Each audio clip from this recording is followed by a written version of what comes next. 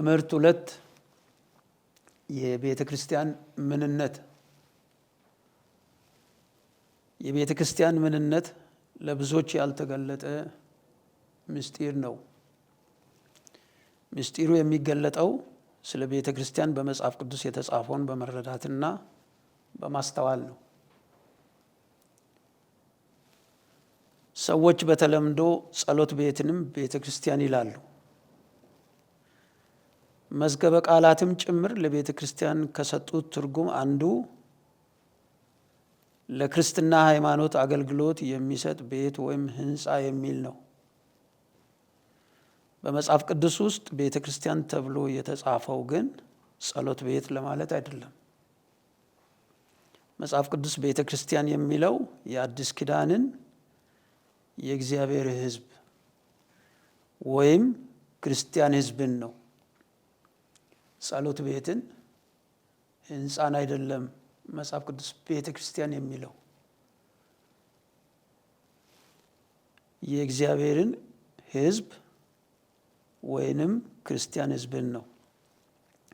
ቤተ ክርስቲያን የሚለው ቃል በግሪክ ቋንቋ ኤክሌሽያ የሚል ሲሆን ትርጓሜውም ተለይቶ ወይም ተመርጦ የወጣ ማለትን ያመለክታል።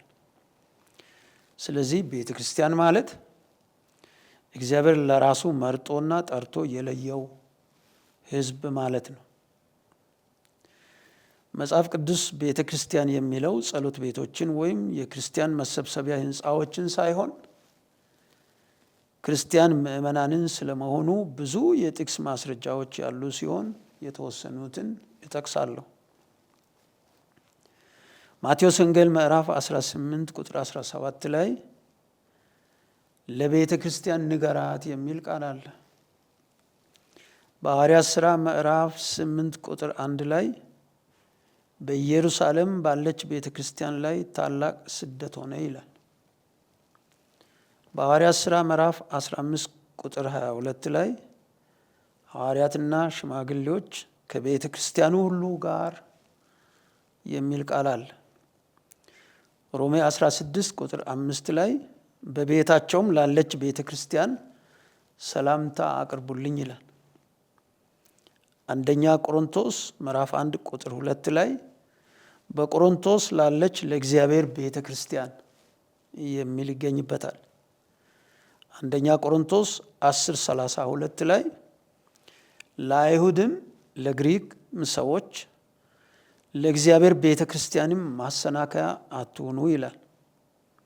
አንደኛ ቆሮንቶስ ምዕራፍ 12 ቁጥር 28 ላይ እግዚአብሔር በቤተ ክርስቲያን አንዳንዶቹን አስቀድሞ ሐዋርያትን፣ ሁለተኛም ነቢያትን፣ ሶስተኛም አስተማሪዎችን አድርጓል ይላል።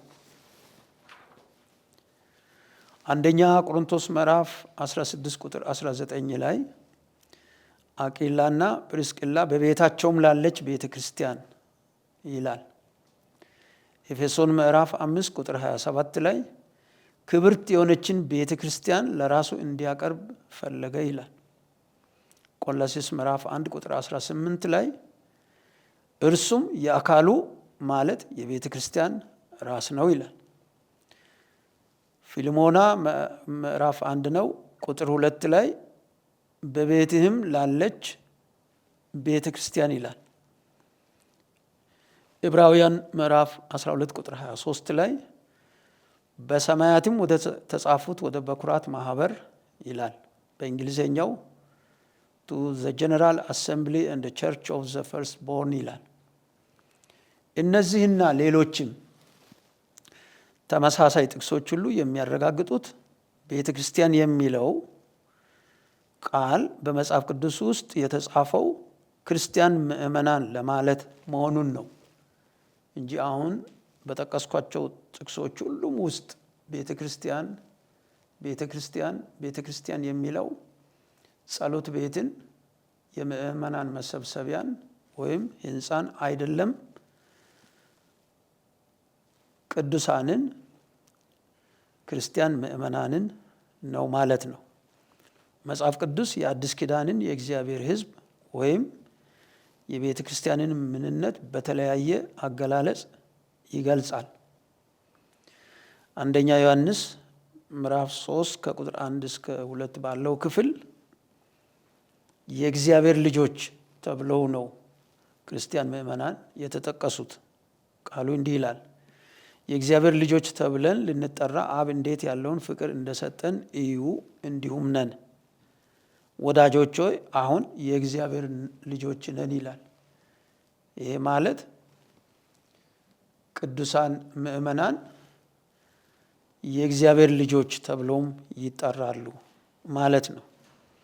ኤፌሶን ምዕራፍ 1 ቁጥር 4 እስከ 5 ባለው ክፍል በበጎ ፈቃዱ እንደወደደ በኢየሱስ ክርስቶስ ሥራ ለእርሱ ልጆች ልንሆን አስቀድሞ ወሰነን ይላል። ስለዚህ በኢየሱስ ክርስቶስ ሥራ የእግዚአብሔር ልጆች የሚሆኑ ቅዱሳን ምእመናን ናቸው ቤተ ክርስቲያን የተባሉት። ሮሜ ምዕራፍ 8 ከቁጥር 29 እስከ 30 ባለው ክፍል ልጁ በብዙ ወንድሞች መካከል በኩር ይሆን ዘንድ አስቀድሞ ያወቃቸው የልጁን መልክ እንዲመስሉ አስቀድሞ ደግሞ ወስኗልና አስቀድሞም የወሰናቸውን እነዚህን ደግሞ ጠራቸው፣ የጠራቸውንም እነዚህን ደግሞ አጸደቃቸው፣ ያጸደቃቸውንም እነዚህን ደግሞ አከበራቸው ይላል። እነዚህ እንዲህ የተጻፈላቸው ክርስቶስን እንዲመስሉ የእግዚአብሔር ልጆች እንዲሆኑ በእግዚአብሔር አስቀድሞ የታወቁ እግዚአብሔር በወንጌል የጠራቸው በወንጌል መዳን ጽድቅ ያገኙ እነዚህን ቅዱሳንን ምእመናንን ቤተ ክርስቲያን ብሎ ነው መጽሐፍ ቅዱስ የሚያስቀምጠው። ዮሐንስ ወንጌል ምዕራፍ 1 ከቁጥር 12 እስከ 13 ያለው ቃል ለተቀበሉት ሁሉ ግን በስሙ ለሚያምኑት ለነርሱ የእግዚአብሔር ልጆች የሆኑ ዘንድ ስልጣንን ሰጣቸው ይላል። ኢየሱስ ክርስቶስ ሰዎችን ለማዳን በስጋ ሰውነት ወደዚህ ዓለም መምጣቱን የሚያምኑ የሚቀበሉ ስሙን የሚያምኑ የእግዚአብሔር ልጆች ይሆናሉ። ይህ ስልጣን አላቸው። በዚህ ስልጣን የእግዚአብሔር ልጆች የሚሆኑ ሁሉ ቤተ ክርስቲያን በሚለው በአዲስ ኪዳን ቤተ ክርስቲያን የሚለው የእግዚአብሔር ሕዝብ ውስጥ ናቸው ማለት ነው። ገላትያ ምዕራፍ 3 ቁጥር 26 ከ27 በእምነት በኩል ሁላችሁ በክርስቶስ ኢየሱስ የእግዚአብሔር ልጆች ናችሁና ከክርስቶስ ጋር አንድ ትሆኑ ዘንድ የተጠመቃችሁ ሁሉ ክርስቶስን ለብሳችኋልና ይላል። ስለዚህ ኢየሱስ ክርስቶስን እያመኑ በጥምቀት ኢየሱስ ክርስቶስን እየለበሱ የእግዚአብሔር ልጆች የሚሆኑ ሁሉ አንድ ላይ ቤተ ክርስቲያን ይባላሉ ማለት ነው። በእግዚአብሔር መንፈስ የሚመሩ ሁሉ የእግዚአብሔር ልጆች ናቸውና ይላል ሮሜ ምዕራፍ 8 ቁጥር 14 እስከ 17 ላይ። እነዚህ በእግዚአብሔር መንፈስ የሚመሩ የእግዚአብሔር ልጆች ኢየሱስ ክርስቶስን ያመኑ በኢየሱስ ክርስቶስ ስም ተጠምቀው ክርስቶስን የለበሱ እነዚህ ምእመናን አንድ ላይ ቤተ ክርስቲያን ይባላሉ ማለት ነው። መጽሐፍ ቅዱስ የአዲስ ኪዳንን የእግዚአብሔርን ሕዝብ ወይም ቤተ ክርስቲያንን የእግዚአብሔር ቤተ መቅደስ ብሎም ይገልጻል።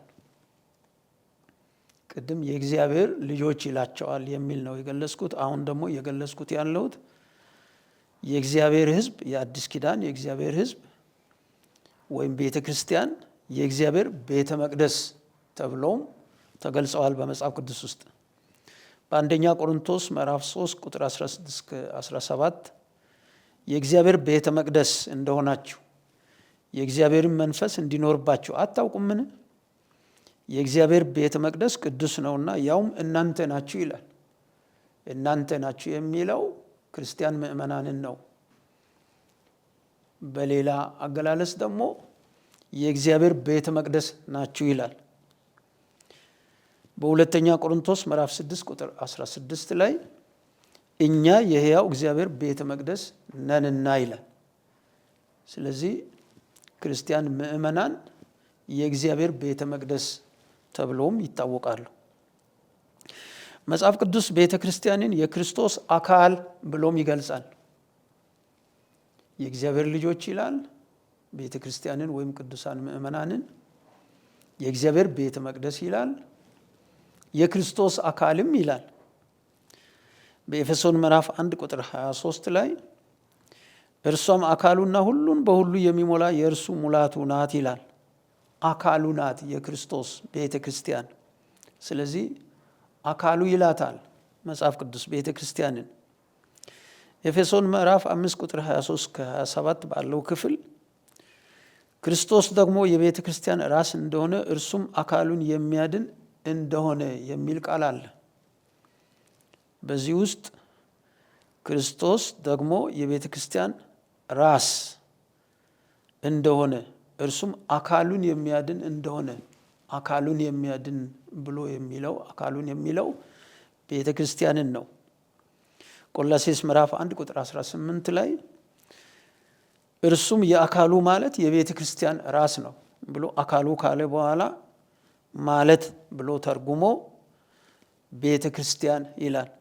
ስለዚህ ቤተ ክርስቲያን የክርስቶስ አካል ተብላም በመጽሐፍ ቅዱስ ተገልጻለች። አንደኛ ቆሮንቶስ ምዕራፍ 12 ቁጥር 27 ላይ የቆሮንቶስ ቤተ ክርስቲያንን እናንተም የክርስቶስ አካል ናችሁ፣ እያንዳንዳችሁም ብልቶች ናችሁ ብሏቸዋል።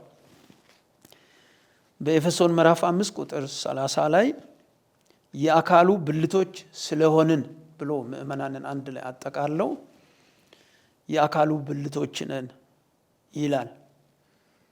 አካሉ በድምሩ ቅዱሳን ምእመናንን ሲሆን እያንዳንዱ አካሉ ውስጥ ያለ ምእመን ደግሞ የአካሉ ብልት ነው ማለት ነው። በመጽሐፍ ቅዱስ ውስጥ ቤተ ክርስቲያን በሌሎችም አገላለጾች ተገልጻለች።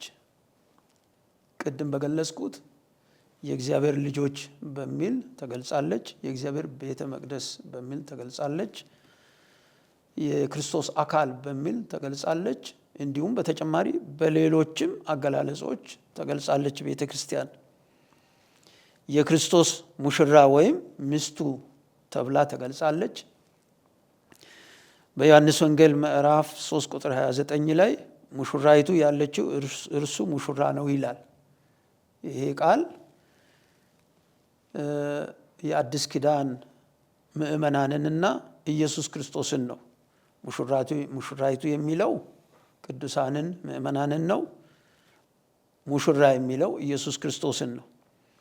በሁለተኛ ቆሮንቶስ ምዕራፍ 11 ቁጥር 2 ላይ እንደ ንጽሕት ድንግል እናንተን ለክርስቶስ ላቀርብ ለአንድ ወንድ አጭቻችኋለሁና ይላል።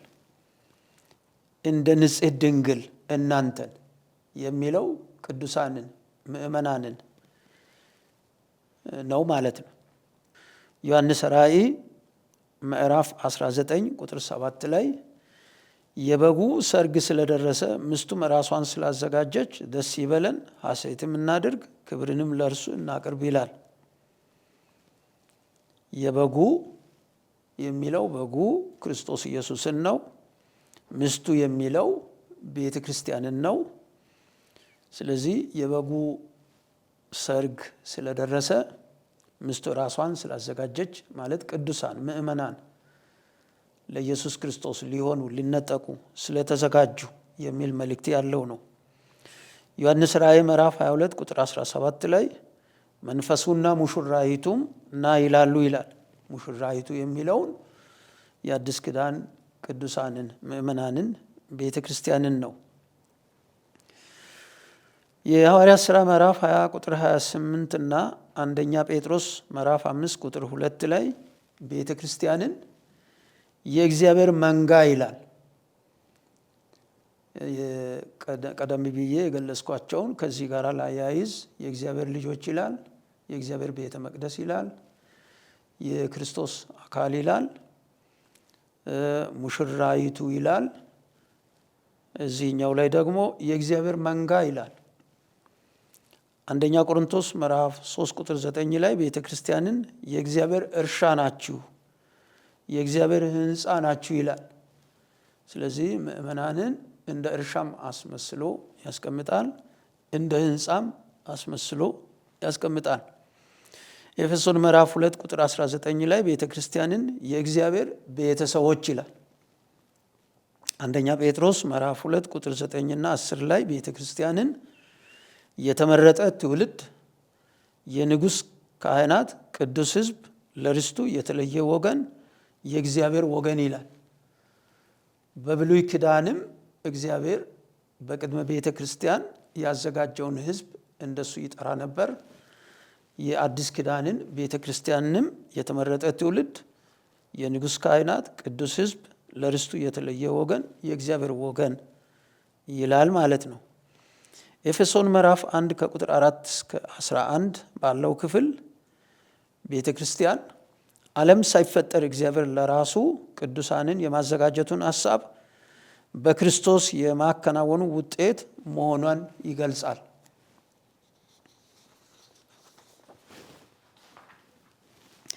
ኤፌሶን ምዕራፍ 3 ከቁጥር 10 እስከ 11 ያለው ክፍል ቤተ ክርስቲያን ብዙ ልዩ ልዩ የእግዚአብሔር ጥበብ በሰማያዊ ስፍራ ውስጥ ላሉት አለቆችና ስልጣናት የሚታወቅባት የእግዚአብሔር የምስጢር ስርዓት መገለጫ መሆኗን ይገልጻል። መጽሐፍ ቅዱስ በየትኛውም አገላለጽ ቢሆን ቤተ ክርስቲያንን የሚገልጸው እግዚአብሔር ለራሱ ያዘጋጀው፣ እግዚአብሔር ለራሱ እያዘጋጀ ያለው አንድ ልዩ ሕዝብ መሆኑን ነው እንጂ ሕንፃን አይደለም፣ ጸሎት ቤትን አይደለም፣ የምእመናንን መሰብሰቢያ አይደለም።